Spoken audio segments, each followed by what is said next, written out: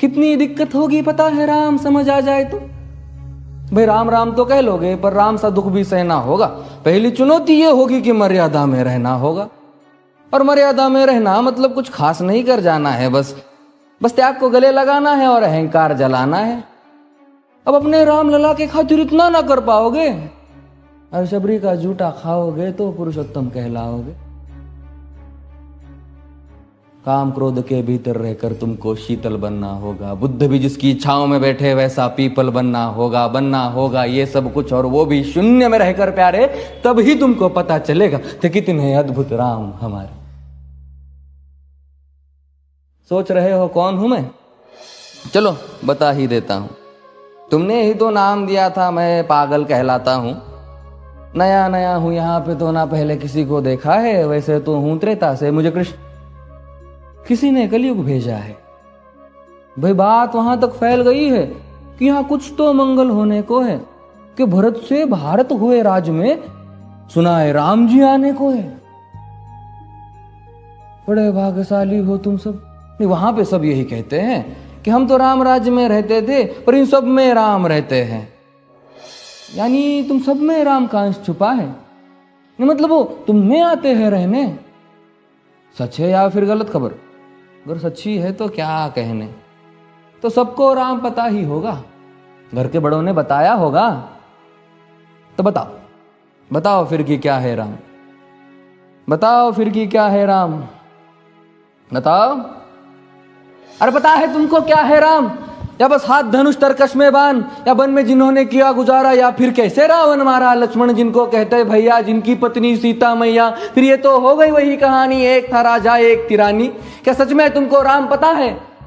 ये वो भी आकर हम बताए। बड़े दिनों से हूं यहां पर, सब कुछ देख रहा हूं कब से। प्रभु से मिलने आया था मैं, उन्हें छोड़कर मिला हूं सबसे। एक बात कहूं अगर बुरा ना मानो, नहीं तुम तुरंत ही क्रोधित हो जाते हो। पूरी बात तो सुनते भी नहीं, सीधे घर पर आ जाते हो। ये तुम लोगों के नाम जपो में पहले सा आराम नहीं। ये तुम लोगों के नाम जपो में पहले सा आराम नहीं। इस जबरदस्ती के जय श्री राम में सब कुछ है, बस राम नहीं।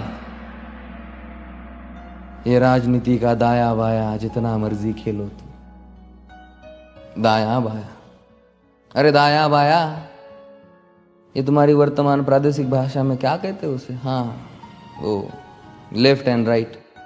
ये राजनीति का दाया बाया जितना मर्जी खेलो तुम चेतावनी को, लेकिन मेरी अपने जहन में डालो तुम। निजी स्वार्थ के खातिर अगर कोई राम नाम को गाता हो तो खबरदार अगर जुर्रत की और मेरे राम को बांटा तो। भारत भू का कवि हूं मैं, तभी निडर हो कहता हूं राम है मेरी हर रचना में। मैं बजरंग में रहता हूं। भारत की नींव है कविताएं और सत्य हमारी बातों में, तभी कलम हमारी तीखी और साहित्य हमारे हाथों में। तो सोच समझ कर राम कहो तुम। ये बस आतिश का नारा नहीं, जब तक राम हृदय में नहीं तुमने राम पुकारा नहीं। राम कृष्ण की प्रतिभा पर पहले भी खड़े सवाल हुए। ये लंका और ये कुरुक्षेत्र यूं ही नहीं थे लाल हुए। अरे प्रसन्न हंसना भी है और पल पल रोना भी है राम। सब कुछ पाना भी है और सब पाकर खोना भी है राम। ब्रह्मा जी के कुल से होकर जो जंगल में सोए हो, जो अपनी जीत का हर्ष छोड़ रावण की मौत पे रोए हो। शिव जी जिनकी सेवा खातिर मारुत रूप में आ जाए। शेष नाग खुद लक्ष्मण बनकर जिनके रक्षक हो जाए। और तुम लोभ क्रोध अहंकार छल कपट सीने से लगा कर सो जाओगे तो कैसे भक्त बनोगे उनके, कैसे राम समझ पाओगे? अघोर क्या है पता नहीं और शिव जी का वरदान चाहिए। ब्रह्मचर्य का इल्म नहीं, इन्हें भक्त स्वरूप हनुमान चाहिए। भगवा क्या है पता, लहराना सबको होता है, पर भगवा क्या है वो जाने जो भगवा ओढ़ के सोता है।